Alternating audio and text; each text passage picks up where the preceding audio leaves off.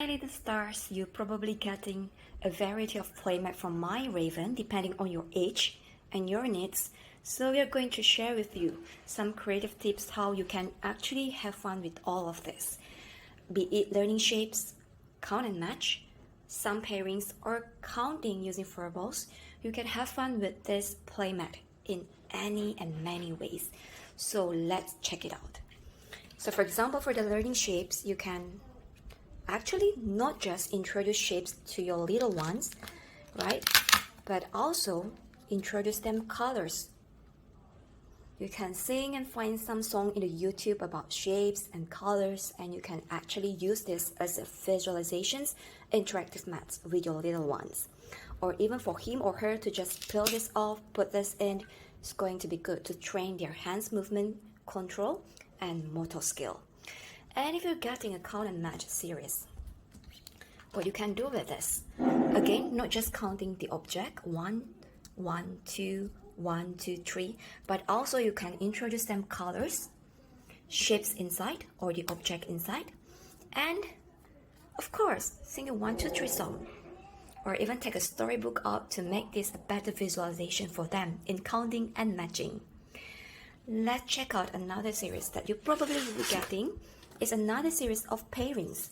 In this particular series, you are learning what objects is actually missing its pairs. For example, spoon and fork should come together, flower and vase will be complete if they came together, and all of this. So use this for storytelling, use this to know about or teach them about colors, shapes, and many more, right? And of course, you can use different languages to introduce all the objects, so they are not just learning about pairings in this particular playmat. And of course, for the little ones, you'll be getting something special this Christmas. You are learning counting with the sparkle balls, tweezer, and this specially designed playmat for this Christmas. So it's a huge Christmas tree with 10 ornaments on it and a slider here. So you can slide this number, and what you can do is either using your hand or the tweezer for your motor skill, and you can put this, take this out and put it on top of the playmat and count 1, 2,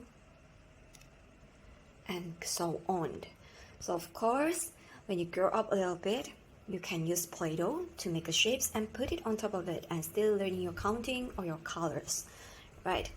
And when you grow a little bit more, you can use these all for balls into another art and craft. So this is all the creative tips and fun ideas to play with our playmat. Remember, interactive learning is active learning with parents and together with you. Have fun, little stars.